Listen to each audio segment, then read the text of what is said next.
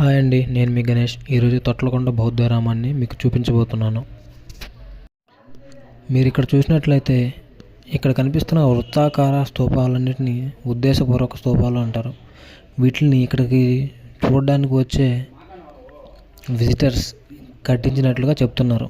ఇవి వాళ్ళు బుద్ధుని యొక్క జీవితంలో జరిగిన సంఘటనల ఆధారంగా అతని పూర్వజన్మల ఆధారాలను బట్టి నిర్మించినట్లు చెప్తారు.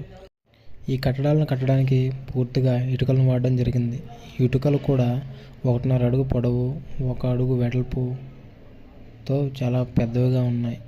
పూర్తిగా ఈ కట్టడాలన్నీ మట్టి ఇటుకలను వాడే కట్టడం జరిగింది. ఇక్కడ ఉన్న బౌద్ధ స్తూపం చుట్టుపక్కల ఉన్న అన్ని చిన్న బౌద్ధ స్తూపాల్లో పెద్దది. మీరు గమనిస్తే ఈ బౌద్ధ స్తూపం పైన అశోకుని రాతి స్తంభం ఒకటి ఉంటుంది. అదిగో పైన కనిపిస్తుంది కదా, అదే. ఎందుకంటే ఇది అశోకుని కాలంలో ఈ బౌద్ధ స్తూపం నిర్మించడం జరిగినట్టు ఆధారాలు ఉన్నాయి. ఇప్పుడు మీరు చూస్తున్న వాటిని బౌద్ధ విహారములు అంటారు. ఇవి నిర్మించి 2000 సంవత్సరాలు అయినందువల్ల ఇవి శిథిలావస్థకు చేరుకున్నాయి.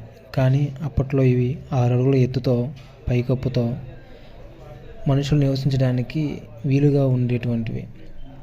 ఇందులో బౌద్ధ గురువులు 1 లేదా 2 నివసించేవాళ్ళు.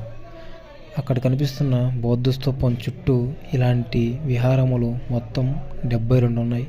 అంటే ఇక్కడ నివసించే బౌద్ధ భిక్షువులు, బౌద్ధ గురువులు సంఖ్య చాలా ఎక్కువగానే ఉండేది. ఇక్కడ కనబడేవాడిని అప్పట్లోని ప్రజలు వర్షం నీటిని నిల్వ చేసుకొని వాడుకునేందుకు వీలుగా తవ్వుకున్న చిన్న చిన్న బావులుగా చెప్తారు.